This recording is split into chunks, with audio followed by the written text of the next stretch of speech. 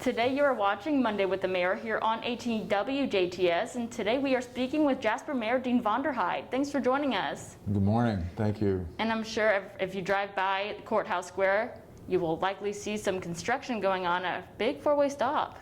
Yes, on 3rd and Newton Street, the state has been working on installing a stoplight, and so they've had it torn up, and while they were tearing it up, we were doing some stormwater work, and I was told this morning that the state should be filling that back in within the next few days, so hopefully by the end of the week we'll have normal traffic going through there.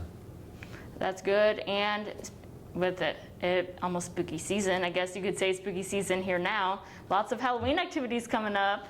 Right.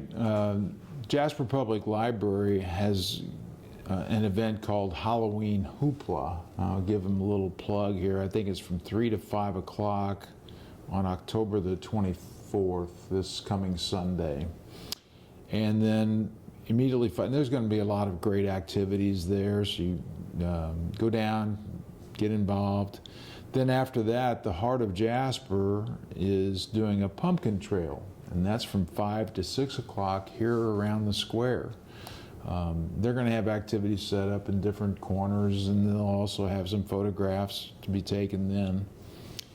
And last but not least, the thing that I think every kid in the community looks forward to is Halloween on Central Green, and that's been a great tradition. And that is from 6 o'clock to 8 o'clock p.m. So looking forward, I'm actually going to be working at that, and looking forward to seeing all of our ghosts and goblins. And switching gears, another hot topic around the city is the Aquatic Center. Right. We are working with Hafer and Associates doing a study on what our needs are. It's a needs assessment.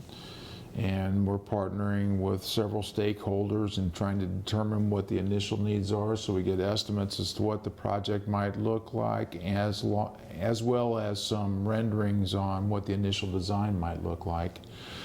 So that project is probably one of the most asked about since I've been in office, and I really am excited about it. It's got so much potential for our community, just to service our residents as well as the region, and provide some economic development activity as well by hosting competitions.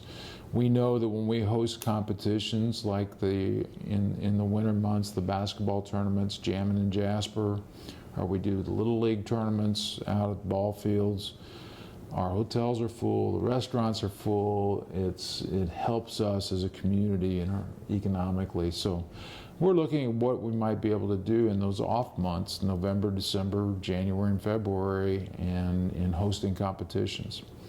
It also includes an aquatic center. The aquatic center, we're going through the analysis as to whether it should just be outdoor, as it is today, or a combination of indoor-outdoor, because swimming is, there are a lot of people that like to swim for exercise. I think the high school opens up the pool at 4:30 in the morning.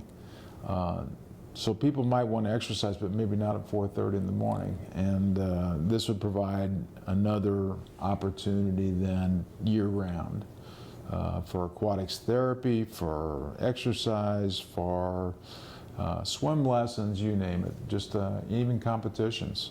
So really looking at the Aquatic Center being something that, as a community, we've needed to update our existing, but if we're going to do the update, we're going to look at what we can do to leverage it year-round. Another thing you mentioned before we started with the camera, the readiness grants.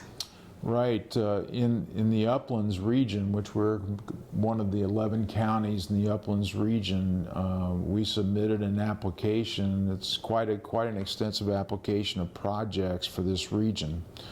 And what it means is the state has $50 million to commit to projects, and in our region if we're awarded. And what we'd like to be able to do is with the project submitted, if we get the $50 million award, then we'd like to be able to take that money and then each county or city or entity that's involved in the Uplands region would have an opportunity to apply some of those monies toward their projects.